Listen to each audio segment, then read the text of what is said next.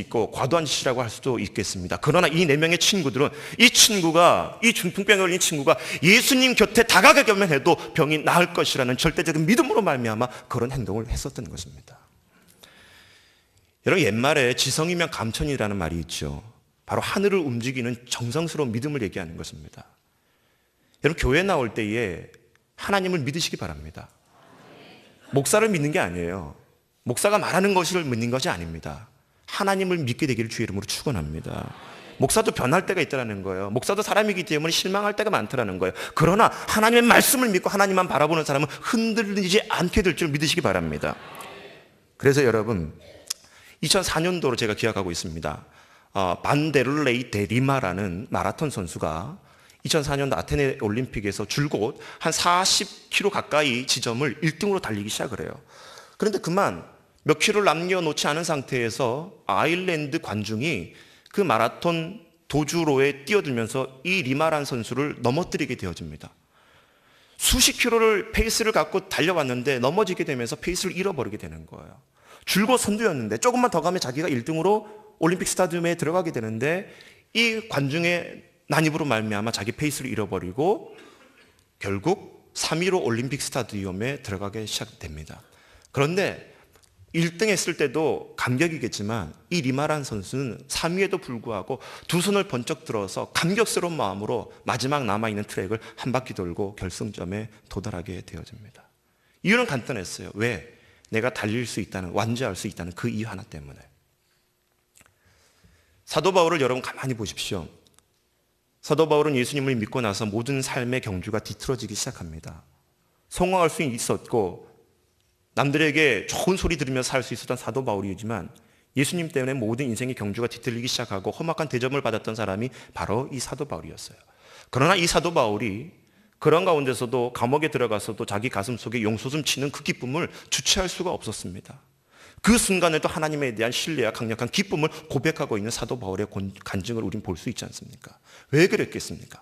바로 사도 바울은 자신의 인생을 누구보다 잘 알고 계시는 그 하나님, 누구보다 자기 삶을 주관하시고 감찰하시는 그 하나님에 대한 절대적인 신뢰가 있었기 때문에 그 기쁨을 잃어버리지 않았다는 것입니다. 하나님을 정말 감동시키는 그 모습이 무엇이냐? 여러분, 세상 끝날 되어도 하나님에 대한 절대적인 신뢰를 포기하지 않는 사람이 하나님을 감동하게 하는 줄 믿으시기 바랍니다. 세 번째 같이 따라했으면 좋겠습니다. 눈물의 감성 어린 반응이 있어야 됩니다. 시작.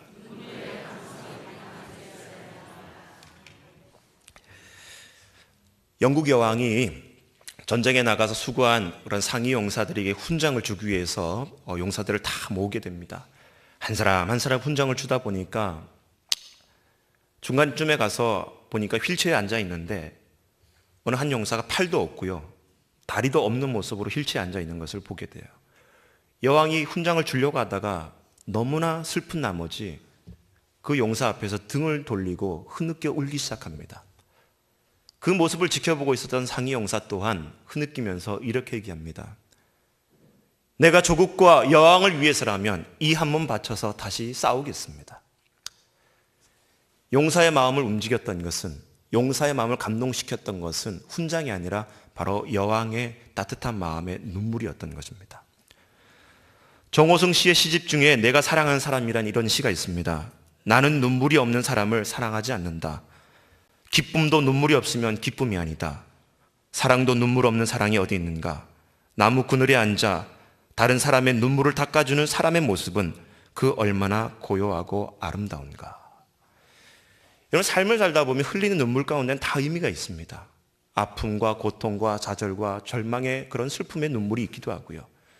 때로는 기쁘고 감격스러운 그 눈물조차도 그 피와 땀방울의 결정체이기 때문에 지나온 뒤 시간들을 뒤돌아보면서 그 아픈 추억을 생각하면서 흘리는 눈물이기도 하지요.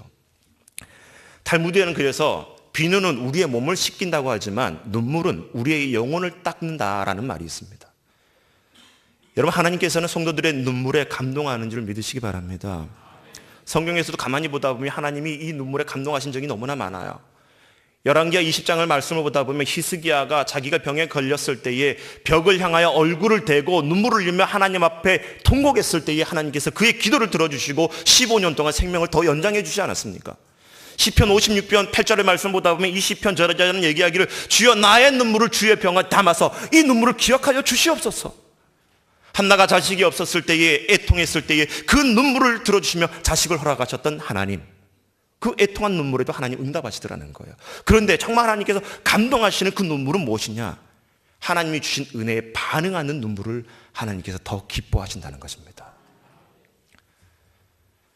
어느 한 인도에 있는 청년이 그만 자꾸 시력을 잃게 되니까 병원에 가서 진찰을 하게 되는데 병명이 뭐냐면 눈에 나쁜 독균이 들어가가지고 이 눈을 뽑아내지 않으면 이 독균이 온몸에 퍼지게 돼 있다는 거예요. 생명의 위협이 있다는 거예요. 병원에서는 당장 두 눈을 뽑는 수술을 하지 않으면 위험하니까 눈을 뽑자고 얘기합니다. 망연자실해서 자기가 죽게 될 위기에 처하게 되자 아무것도 의지할 수 있는 게 없는 거예요. 그러다 찰나에 크리스찬 친구가 다가와서 마지막으로 희망을 가져보고 교회에 가서 기도해보자고. 마지막 죽을 위기가 되니까 뭐라도 붙잡기 위해서 그 친구를 따라서 교회에 가서 기도를 하게 되는데, 평상시에 이 친구가 나를 전도하게 될 때는 그렇게 싫다고 했다가 마침내 내가 죽게 됐을 때 교회에 나오고 있는 자기의 모습이 너무나 염치가 없어서 회개의 눈물이 저절로 나오게 되더라는 거예요. 그러면서 하나님께서 이 기도의 문을 열어주셔가지고 밤새도록 이 기도의 눈물이 홍수같이 쏟아지게 하면서 눈이 퉁퉁 붓도록 그렇게 눈물을 흘리면서 밤새도록 기도하고 난 다음에 그 다음날 아침 마음이 홀가분해져가지고 그래 수술이라도 받아보자 해가지고 병원에 가서 수술대에 딱 눕게 되는데, 그 진찰했던 의사가 검사한 결과 깜짝 놀라게 되어집니다. 며칠 전까지만 해도 눈에 독균이 가득해서 죽을 수밖에 없었던 이 사람의 눈이 말끔히 치유됐던 거예요. 회개의 눈물이 그 사람의 영과 육과 혼을 회복시킨 것입니다. 에스겔 33장 19절에 보다 보면 만일 악인이 돌이켜 그 악에서 떠나고 법과 의대로 행하면 그가 그로 인하여 살리라. 여러분, 성도가 하나님의 백성들이 하나님이 주신 은혜에 감동할 때, 감사하고 감격할 때 하나님께서는 그 모습을 보고 더 감격하더라는 거예요. 제가 며칠 전에 이 설교를 준비하면서 잠이 오지 않아가지고 새벽 3시, 4시까지 막 뒤척이고 있었습니다. 그런데 새벽 3시가 됐을까요? 저희 첫째 아이 찬양이가 한 새벽 3시 무렵에 지방에서 자다가 저희 방으로 들어온 거예요. 그러면 딱 눕자마자 하는 말이 뭐냐면, 아빠가 죽으면 나는 아빠 묘지에 매일같이 찾아갈래요. 야, 이게 근데 그 말 한마디에 설교의 인사이트가 탁 들어오는 거예요. 딸의 말 한마디에도 이 아버지의 마음이 감동되는데, 내가 죽거든 매일같이 저의 묘지를 찾아온다는 거예요. 감동이 되더라고요. 그래서 설교 제목이 하나님을 감동시키는 사람 나오게 된 거죠. 근데 다음 날이 됐는데 곰곰이 생각했는데 기분이 나빠지기 시작하는 거예요. 아니, 이 녀석이 지 아버지가 40밖에 되지 않았는데 벌써 죽으란 얘기인가? 그래 차를 타고 가다 물었죠. 야, 아빠가 정말 죽으면 너 나중에 아빠 묘지 매일같이 찾아올래? 그랬더니 하는 말이, 아빠 휴가 때는 제외예요. 야, 부모의 은혜를 알고요, 그 부모에게 효도를 하고 감사를 표하는 자식의 모습을 보고서 부모가 더 기쁜 것이 사실입니다. 대동강변에서 토마스 선교사가 이 조선 땅을 위해서 눈물을 흘리며 죽을 수밖에 없었던 이유가 무엇입니까? 바로 그가 받았던 하나님의 은혜가 너무나 컸기 때문에. 여러분, 나이가 들어가면서 정말 잃어버리지 말아야 될 것, 냉철한 이성도 필요하지요. 그러나 나이가 들어가면서 정말 유지해야 될 것, 하나님께 받은 은혜에 대한 감성 어린 눈물이 우리 모두에게 있기를 주의 이름으로 축원합니다. 조지 베브리 쉐아라는 유명한 복음성가 가수가 있습니다. 이 사람이 1931년도에 보험회사 직원으로 일을 하다가 우연찮게 라디오 방송에 출연하게 돼요. 그 방송에서 노래 한 곡을 하게 되는데 그 중후한 바리톤 음성 때문에 너무나 많은 사람들, 미국의 전역에 있는 사람들이 감동을 받고 음반회사와 그리고 방송사에서 계약의 제의가 들어오기 시작합니다. 하루아침에 유명 스타가 되고 벼락 스타가 되어버렸던 거예요. 그렇게 되면서 외부 활동이 잦아지기 시작하고 주일날 교회에 나가서 성가대 반주를 해야 될 이 사람이 점차 바쁜 나머지 자기가 있어야 될 자리에, 하나님 앞에 있어야 될 자리에 자리를 비우게 되고 자꾸 바깥으로 나돌기 시작하는 거예요. 그러면서 마음속에서는 기쁨이 생기기보다는 왠지 모를 두려움이 막 일어나기 시작합니다. 주일 아침에 자기가 피아노 의자 앞에 쫙 앉아가지고 있는데 눈물 어린 기도를 하게 됐어요. 자기 마음속에 몰려오는 두려움 때문에. 근데 그 모습을 지켜보고 있었던 이 베브리시아의 어머니가 종이 한 장에다가 글귀를 적어서 피아노 위에 얹어 놓습니다. 기도를 하고 눈을 떴는데 어머니가 적어준 시 한 편이 있는 거예요. 그 시를 보고서 이 조지 베브리시아가 감동을 받고 눈물을 흘리기 시작합니다. 그리고 피아노 뚜껑을 열고서 마음에 떠오르는 악상을 가지고 멜로디를 그려가고 종이에다가 악보를 적기 시작합니다. 그때 나왔던 곡이 무엇이냐? 주 예수보다 더 귀한 것은 없네. 이 세상 부귀와 바꿀 수 없네. 영죽을 내 대신 돌아가신 그 놀라운 사랑 잊지 못해. 세상 즐거움 다 버리고 세상 자랑 다 버렸네. 주 예수보다 더 귀한 것은 없네. 예수밖에는 없네. 이 곡이 그렇게 나온 거예요. 그리고 1983년도입니다. 이 조지 베브리시아가 나이가 희끗 들고 네덜란드 암스테르담에 가서 수많은 사람들 앞에 이 노래를 부르게 됐습니다. 많은 사람들이 그 곡을 듣고 자리에 일어나가지고 박수갈채를 보내기 시작합니다. 그리고 와서 박수를 다 받은 다음에 이 조지 베브리시아가 마이크에 대고 그들을 향해서 했던 말이 더 명언입니다.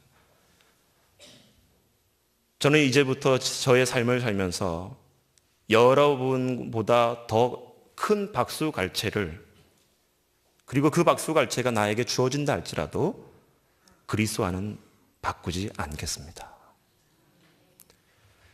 사랑하는 우리 포항중앙교회 성도 여러분, 말씀을 결론 짓고자 합니다. 우리의 삶의 존재 목적이 무엇입니까? 하나님을 기쁘게 해드리는 것인 줄 믿으시기 바랍니다. 하루하루 살면서 눈을 떴을 때에 하나님, 내가 오늘 하나님 앞에 하나님을 감동시킬 수 있는 삶을 살기 원합니다. 이 기도 한마디가 응답되어지는 저와 여러분이 되기를 주의 이름으로 축원합니다. 같이 기도하겠습니다.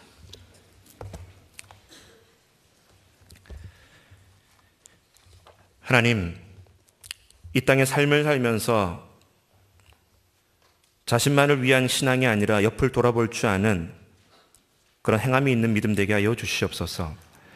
사람을 믿기보다는 하나님과 하나님 말씀을 믿게 하여 주시고, 세상이 아무리 끝날을 향해서 달려간다 할지라도 하나님에 대한 절대적인 신뢰를 버리지 않게 하여 주시옵소서. 이미 우리에게 주어진 그 구원의 은혜를 뒤돌아보며 감사하고 감격하고 감동할 수 있는 그 모습으로 하나님의 마음을 감동케 해드리는 저희 삶 되게 하여 주시옵소서.